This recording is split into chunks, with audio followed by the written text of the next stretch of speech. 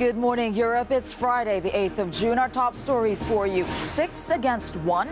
Retaliation is in the air as leaders meet in Canada for the G7 summit amid rising trade tensions with the U.S. And from the Cube, our social media news desk. Dial a President will have all your reactions to President Putin's phone-in show. Brexit meltdown. That's how Boris Johnson is reportedly describing what's coming as the UK continues to clash with Brussels. Plus, on the road in Italy, Brian and Elena wrap up their tour with a look at a growing political divide. Thank you for starting your day with us. So we begin with our top story. What's supposed to be a friendly gathering of top allies is looking more like an uncomfortable family reunion. And the black sheep is none other than the U.S. president. When Donald Trump arrives at the G7 summit in Canada today, he could face a chilly reception from leaders looking for an opportunity to confront him over trade. Euronews journalist Hermione G. reports. As world leaders began arriving for the start of the G7 summit, there was already talk that the group would be better described as the G6+1. At the heart of the rift, US President Trump's new tariffs on steel and aluminium imports and the threat of a global trade war. French President Emmanuel Macron called on the G7 to resist American bullying. Maybe the American president doesn't care about being isolated today, but it doesn't matter either that it's just the 6 of us, if necessary, because those 6 represent values, a market that benefits from the strength of history and has above all real strength on the international stage today. Canada's Justin Trudeau tried a more diplomatic approach. I also know that our citizens expect us to resolve these disputes, to manage to demonstrate to the US president that his unacceptable actions are hurting his own citizens. American jobs will be lost because of the actions of the United States and this administration. President Trump soon responded to the two leaders on Twitter, accusing Canada and the EU of keeping the US out of their markets. Security is tight at the Quebec resort where the summit takes place. Protesters are expected to stay away and instead hold events in Quebec City. Any tension at the summit is likely to come from participants. Hermione G., Euronews. And for more on that tension and the business interests behind it, I'm joined in the studio by our business editor, Sasha Vakulina. Sasha, thanks for joining us today. Now, trade is not on the agenda, but judging from those tweets, it's clearly going to dominate, right? Yes, absolutely. And judging on everything we have heard over the past few months coming from the US, from the EU, from Canada, let's not forget that the EU, of course, represents 4 out of the G7 nations there at the gathering. And the European Union and the United States have the largest bilateral trade and investment relationship. So obviously, we're going to hear a lot about trade there. Yeah, and it seems like it's going to be a big deal. So what's at stake here? Well, what's at stake? I would go for billions and billions of euros and the US dollars, of course. And I've checked the latest available data by the European Commission. That's according to 2017. And in terms of imports, the US is the EU's second largest trade partner with just under 14% of all the total. China is number 1, but when it comes to exports, 20% of all EU exports are going to the US. This is the imbalance according to 2017 data by the European Commission. Of course, country by country, the data looks even more interesting. Germany is the biggest exporter with over 110 billion euros, whilst when it comes to imports, that's less than half, 46 billion. The UK is number 1 importer. That's very interesting with all the negotiations going to be happening at G7. And the latest report, World Bank said that an escalation of tariffs up to legally allowed bound rates could translate into a decline in global trade flows amounting to 9%. This is something we saw during the financial crisis of 2008-2009. Yeah, indeed. It's going to be a big day for business and global trade today. Thank you for that, Sasha Vakulina, our business editor. Thanks. Now, Russia's Vladimir Putin has also been talking about American isolationism, and he did that on live TV. Alex, you have all the reaction as well, right? It was a session that lasted for more than 4 hours, Tessa, so wish me luck in trying to sum up this programme in less than 2 minutes, but I'm going to give it a go. So President Putin, he was hosting his annual telephone direct line, if you like, where people phone in with their questions, and the President answers them live on television. And a huge number of topics were covered, from the possibility of World War III to the World Cup. But the President Putin, made a specific reference to those tariffs being imposed by Donald Trump. Have a listen to this. It appears our partners thought that this would never affect them. This counterproductive politics of restrictions and sanctions. But now we are seeing that this is happening. The introduction, for example, of restrictive tariffs on steel, on aluminium. Not only for Europe, but also for Canada and Mexico. In essence, these are also sanctions. So President Putin there calling these tariffs effectively sanctions on US allies by America. He also said, well, look, I warned you about America in the past. And there were a lot of big statements made by President Putin in this session. Now, critics say, oh, this is straight up Putin propaganda. He's trying to look like a strong man in control. But his supporters say this is direct and open democracy. He's talking to the people.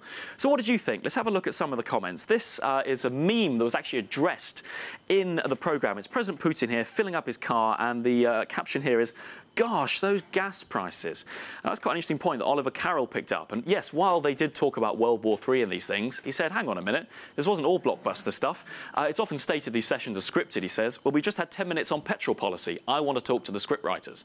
So the suggestion here that in amongst all these international issues were really domestic Russian issues that the President was addressing. Scott Rose points out something really interesting here. He's like, well, actually, direct line is a bit of a misnomer. Because in this programme, President Putin had governors and local business officials ready to answer questions. They were standing by on the line. So if anything, he calls him here a bit of a switchboard operator, deflecting these questions to people across Russia. So it's really divided opinion online. Obviously, supporters saying a wonderful demonstration of open government, Putin open to his people, critics saying it's not really solving anything. It's good propaganda for Putin. Did you watch it? What do you think? And should more leaders be doing things like this? You can let us know using #TheCube. All right, thank you for that, Alex, and the CUBE team.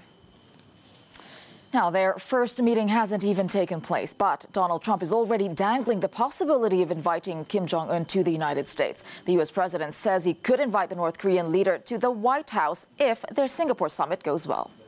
Certainly, if it goes well. And I think it would be well received. I think he would look at it very favorably, so I think that could happen. Would it be here at the White House or at Mar-a-Lago? Maybe we'll start with the White House. What do you think? That's Trump speaking at a news conference with his Japanese counterpart Shinzo Abe on Thursday. He also said he's prepared to walk away from the talks if there are no real results regarding its denuclearization. The summit between the two is scheduled to begin on June the 12th. Now, Britain's foreign secretary is reportedly warning of a, quote, Brexit meltdown. Now, these comments came from a recording of Boris Johnson obtained by BuzzFeed. And for more, I'm joined by Vincent McAvenny live for us in London. Vincent, what exactly is Boris reported to have said? Good morning, Tessa. These comments by Boris Johnson were apparently made earlier in the week at a private dinner, and they have somehow leaked out to BuzzFeed. In them, he says we have to accept the fact we may be heading to a Brexit meltdown, but he said people shouldn't panic, and that fears like issues over Northern Ireland and the border there were akin to the millennium bug. He also, though, criticised his boss, the Prime Minister at number 10 Downing Street, Theresa May, saying that he thought Trump could do a better job of Brexit. He said, imagine Trump doing Brexit. He'd go in bloody hard. There'd be all sorts of breakdowns, all sorts of chaos. Everyone would think he'd gone mad.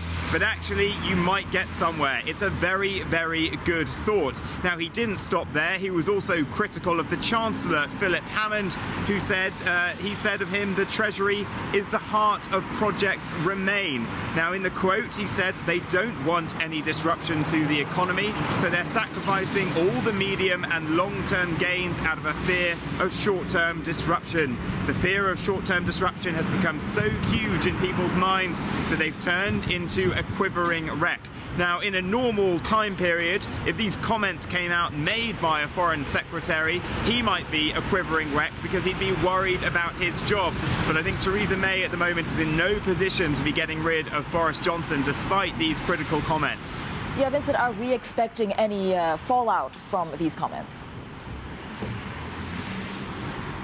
Well, Theresa May has had a really difficult 24 hours. She just quelled a rebellion by the Brexit Secretary David Davis yesterday, who was threatening to resign over the issue of the Northern Ireland backstop and the deadline for that passing.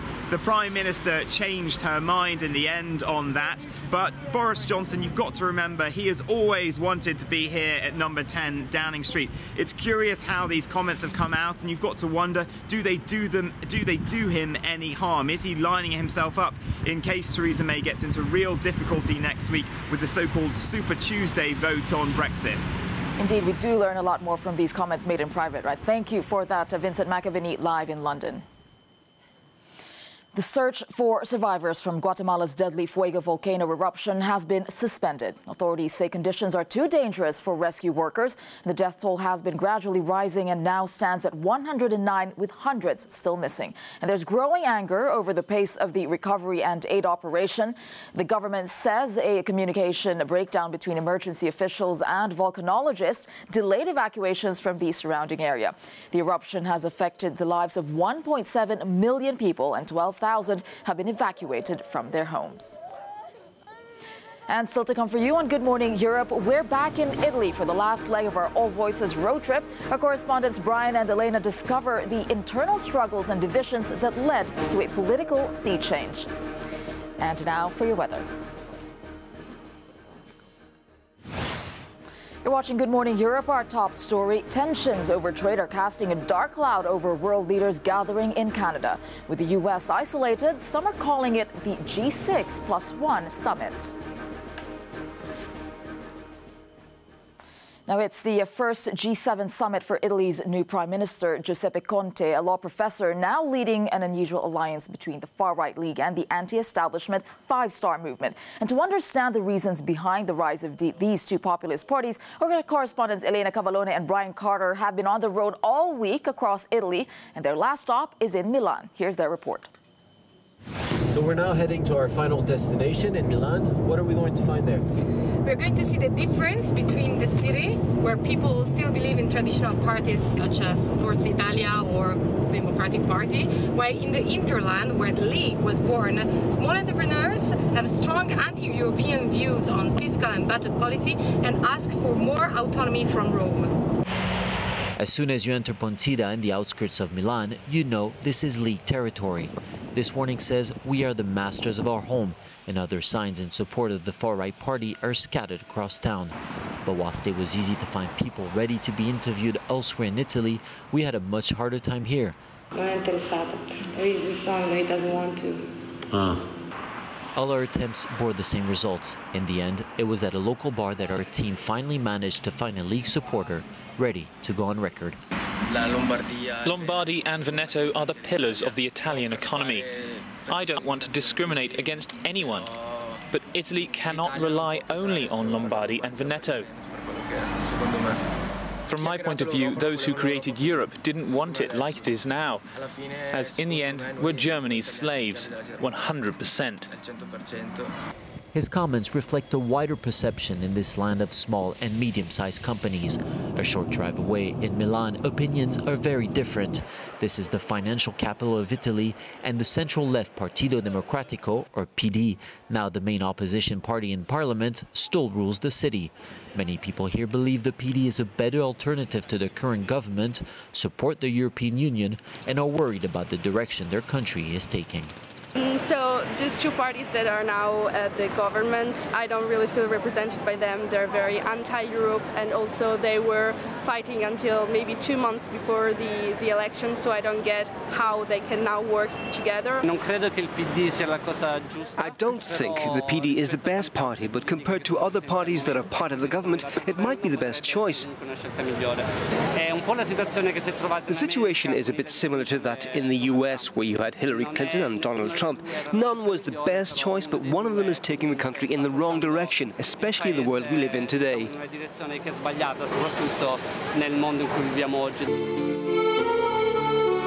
Whatever opinion Italians hold about their government, they're now paying closer attention than ever. Between hopes and fears, they know that this new experiment in European politics could reshape the future of their country and have wider implications across the continent. Brian and Elena are now joining us live from Milan. Good to see you there, guys. So what were your impressions on this road trip? Was there anything that surprised you the most? Well, I was surprised by the level of hope that I felt amongst many Italians. And for the others who didn't share those views, it was more of a sense of resignation. I didn't feel any major panic, even though we're in Italy and one of the parties in government is a far-right party. Italy is notoriously hard to govern. You have more than 65 governments since 1946. So the sense here is like, well, let's try something new. There's clearly disappointment with the previous governments and with Brussels seen as working against people's interests. And we also noticed some clear regional differences between the south and the north, which Elena can explain much better than me. Yes, surely in the south and the poorer area of the countries, there is a demand for job, employment and social justice in general, while in the north there is more demand of fiscal relief, I would say. But one thing is clear in this country, the traditional parties and in particular the left is not able no longer to respond to demands of its historical electorate, and we saw it in the north and in the south. And in a country where the economic crisis is still hitting, issues that are debated, such as, for example, migration, but also the relationship with the European Union, are probably two scapegoats where all the frustrations of the Italian have been converging in the recent years. So now we'll have to see if this government can first hold together and keep its promises, and in its struggle against Brussels, whether it will bow down to Brussels and become part of the establishment, or if Europe will be reformed in Italy's footsteps. Tessa? All right, thank you, Brian and Elena, for bringing us all those voices from the ground in Italy. Thank you. Now, in a world first, the United Nations has sanctioned 6 leaders for allegedly operating human trafficking networks in Libya. The move comes amid an ongoing migrants crisis in Europe. And just this week, a boat sank, the worst accident in years, believed to have killed more than 100 people. Our Euronews reporter Andy Borges is covering this story in the Italian port town of Catania, and she's about to join a Médecins Sans Frontières boat on a rescue mission in the Mediterranean. Annelise is now joining us live. Annelise, can you tell us about where you are? Well, Tessa, we have now boarded Aquarius. This is the ship that is going to take us on that search and rescue operation alongside Doctors Without Borders and SOS Méditerranée. This is a very impressive ship. Last year alone, it transported 14,000 migrants. And of course, the numbers in this story, in this crisis, are staggering. There are 65 million displaced people across the world. And since operations like this one started, MSF has transported nearly 80,000 migrants from the Mediterranean Sea alone. Over the last 24 hours, we've got a chance to spend some time with the volunteers and medical staff to understand what drives them to leave friends and family behind and embark on this journey to help others. Take a look. In the southern Italian port of Catania, volunteers and medical staff are getting ready to lend a helping hand to migrants attempting the dangerous crossing of the Mediterranean Sea. We want them in dry, clean clothes. Then we encourage them to slowly sip the water because they're usually pretty dehydrated if they've been on the ship, on the rubber boat for a while. So that's what we're delivering today. So in case we have 500 people rescued, we have enough for everybody. Some of the people aboard Aquarius have done this before. Others are newcomers. This is only Amwa Suleiman's second time on board a search and rescue operation, and she already has an important story to tell. It's the first time I helped deliver a baby on board a boat. In her first ever mission with MSF, Amoin helped deliver a baby boy. The irony of a new life starting in what is called the world's deadliest migration route. The child was named Miracle. It was very moving for the whole team, not only for me. Everybody was ready, attentive, concentrated. Even outside, nobody said a word because they wanted to know how it would go. And then, when the baby cried, there was joy written on all their faces. So far this year, more than 600 people have died while attempting the crossing of the Mediterranean Sea, making operations like this one extremely important. Some EU officials, however, don't agree. They believe these missions serve as a pull factor, encouraging even more migrants to risk their lives. So we're set to leave port later this Friday, and we'll be bringing you all the latest on this story over the next few days. Tessa. Annalise Borges live in Catania. And do stay with us here. First, a look at your weather. You're watching Good Morning Europe. Welcome back. Now, for our next story, politicians normally need to look spick, span and serious, but things can go wrong, very wrong. Right, Alex? They can, Tessa. This is Alexander Gauland, one of the leaders of Alternative for Germany. He is no stranger to controversy. That party's anti-immigration, anti-Islam stance is controversial in Germany. However, this is the image he likes to present. He's smart. Yes, he's controversial, but, you know, this is his image. What he probably didn't want to provoke was a debate about this photograph showing him here having to traipse away from a beach in his swimming shorts. Now, his clothes were stolen on Sunday when he went swimming in the sea. And this image then was shared online showing Mr. Gauland having to leave the beach wearing only his swimming shorts. Some people saying, brilliant, what a great way to get back at the right wing in Germany. This tweet here from Emily says it's a creative way to resist the AfD and their policies. But other people saying, actually, this isn't okay. This tweet here just points out that people should, you know, have some sense that this man is still a human being. He has his rights. What do you think? Let us know using #TheCube. All right. Thank you for that, Alex and the team. And thank you for joining us on Good Morning Europe. Do stay with Euro News for a lot more. And we'll leave you with today's no comment, the protest around the G7 summit in Canada.